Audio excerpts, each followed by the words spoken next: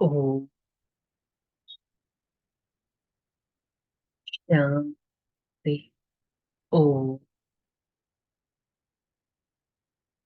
శాంతి. ఓం శాంతి. ఓం శాంతి. నేను శుద్ధమైన ఆత్మను, చైతన్య స్వరూపాన్ని ఈ శరీరం నుంచి అతీతంగా ఉండే సేవాదారిని. ఈ క్షణం నా శుద్ధమైన స్థితిలో పవిత్ర స్వరూపుడైన పరమాత్మ చెప్పిన ఈ దివ్య వాక్యాలను వింటున్నట్టు అనుభవం చేసుకుంటాను. ఓం శాంతి. ఓం శాంతి. మురళీ డేట్ 4/6/2024. బాబాయ్ హెడ్డింగ్: మధురమైన పిల్లలు, ఇప్పుడు ఈ చీచి అశుద్ధ ప్రపంచానికి నిప్పు అంటుకోనున్నది. అందుకే శరీర సహితంగా దేనినైతే మీరు నాది నాది అని అంటారో దానిని మర్చిపోవాలి. దానిపై మీ మనసును పెట్టకూడదు. నా శరీరం, నా వాళ్ళు, నా వస్తువులు, నా పరిస్థితి, నా స్టేటస్ అని ఏదైతే నాది నాది అని అంటానో దానిపై ఇక నేను మనసును పెట్టకూడదు. ఈ సమయం ఉన్నదే అశరీరిగా అయ్యే సమయం. ఈ సమయం ఉన్నదే సోల్ కాన్షియస్ గా అయ్యే సమయం. మరి శరీర సహితంగా అన్నిటినీ మర్చిపోవడానికి నేను ఎంత పురుషార్థం ఎఫర్ట్ చేస్తున్నాను అనేది స్వయం చెక్ చేసుకోవాలి. ప్రశ్న: తండ్రి మీకు ఈ దుఃఖధామం పట్ల అయిష్టాన్ని ఎందుకు కలిగిస్తారు? ఎందుకంటే మీరు శాంతి ధామంలోకి, సుఖధామంలోకి వెళ్ళాలి. ఇది అశుద్ధమైన ప్రపంచం. ఇక్కడ మీరు ఉండలేరు. ఆత్మ శరీరం నుండి వేరై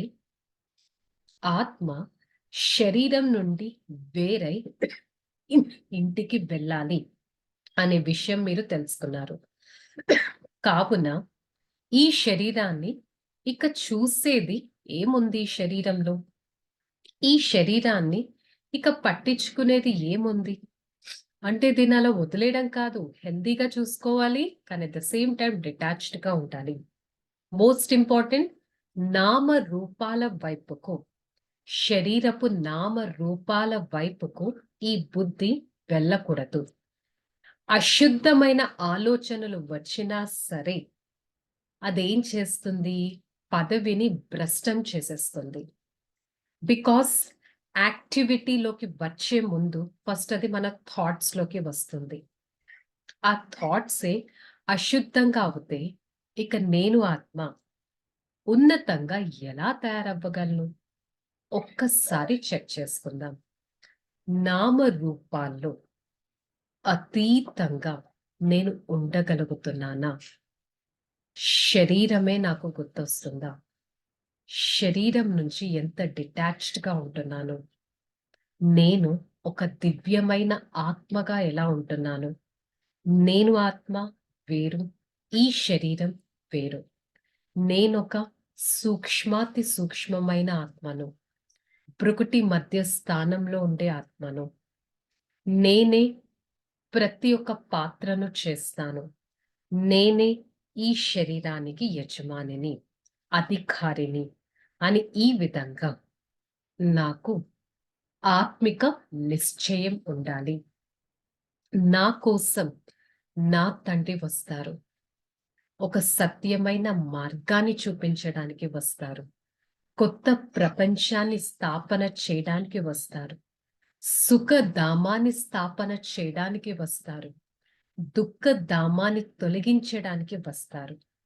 మరి నేను ఆ ఒక్క తండ్రి పిల్లవాడిని కదా.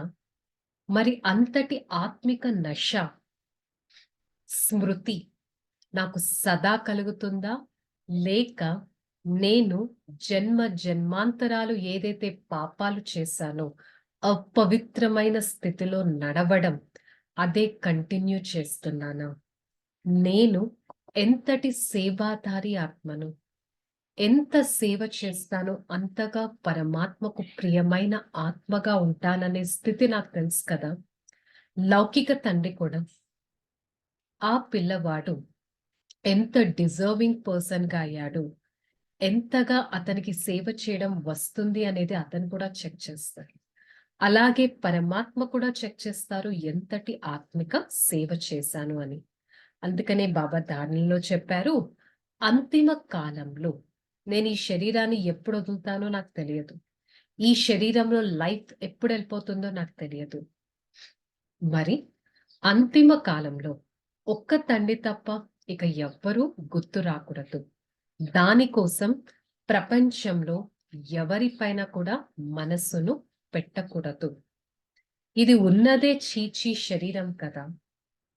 చీచీ శరీరం అంటే అశుద్ధమైన పాత శరీరం. నేను నా శరీరాన్ని తలుచుకోవడం కాకుండా ఇతరుల శరీరాన్ని కూడా తలుచుకోవడం మొదలు పెట్టేశాను. అందుకే దీన్ని ఏమంటారు? కలియుగి అపవిత్రమైన బంధనాలు అంటారు. ఈ బంధనాలనిక తెంచాల్సిన అవసరం ఎంతగానో ఉంది. విశాల బుద్ధి కలవారిగా అయి నిర్భయి ఆత్మగా అవ్వాలి.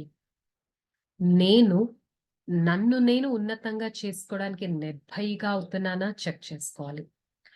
పుణ్య ఆత్మగా అవ్వటానికి నేనిక పాపాలను సమాప్తం చేయాలి. ఇప్పుడు వరకు తెలుసో తెలియకో ఎన్నో కొత్త కొత్త కార్మిక్ అకౌంట్స్ పాపాలని క్రియేట్ చేసి ఉంటాను. ఇక వాటిని సమాప్తం చేయాలి.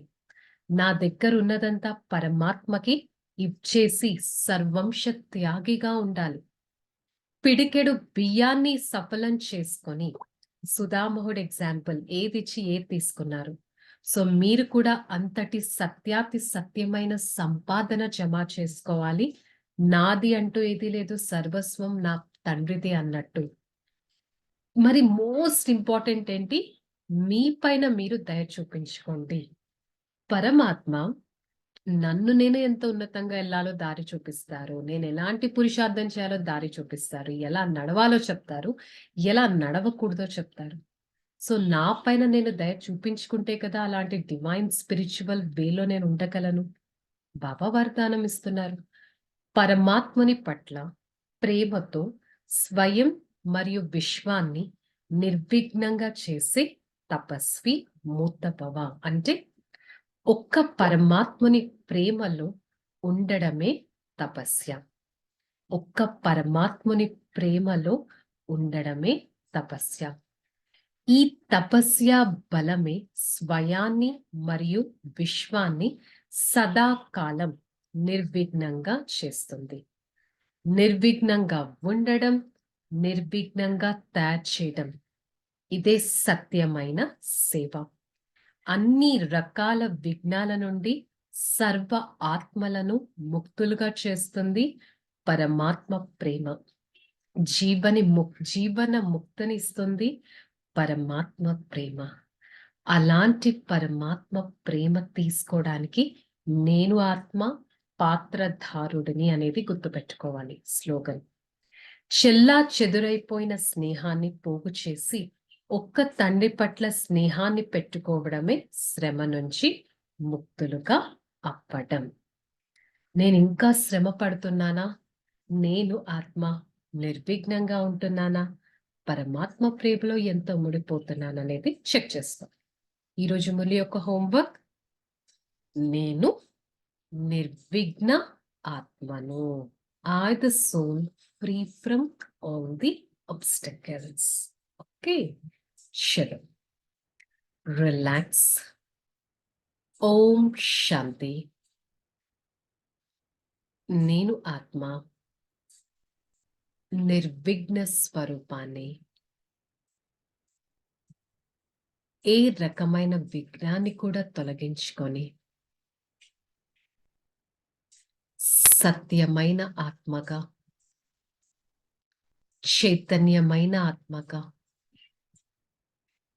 నిర్విఘ్న ఆత్మగా తయారవుతాను. పరమాత్మ ప్రేమలో మునిగిపోయి, పరమాత్మ ప్రేమలో ఇమిడిపోయి, నేను సత్యాతి సత్యమైన సంపాదన చేసుకుంటాను. బాబా, ఎంతటి ధన్యుణ్ణి నేను. సదా మీ వరదాని హస్తం నా తలపైన ఉంచారే. నన్ను శక్తిశాలిగా చేస్తున్నారే. సదా పవిత్రమైన ఆత్మగా ఉంటూ సేవా బంధనంలో ఉంటూ విఘ్న వినాశకుడిగా ఉంటాను. I, the soul, free from all the obstacles, I experience a complete detachment from this physical world. I keep myself as a pure being, spread the vibrations of purity throughout my mind and body, where I only generate a pure and a positive thoughts. I cleanse my mind. I radiate such high energy into every part of this body and be a divine and a peaceful being. Hey Father, thank you so much for showing me the path of divinity, the path of purity, and the path of detachment. I follow your path and be a great personality, a merciful personality, and a divine personality all the time. Om Shanti, Shanti, Shanti. I, the soul, take the power of divinity from the Supreme Father, spread such divine power to every part of this body and be a detached being. Om Shanti.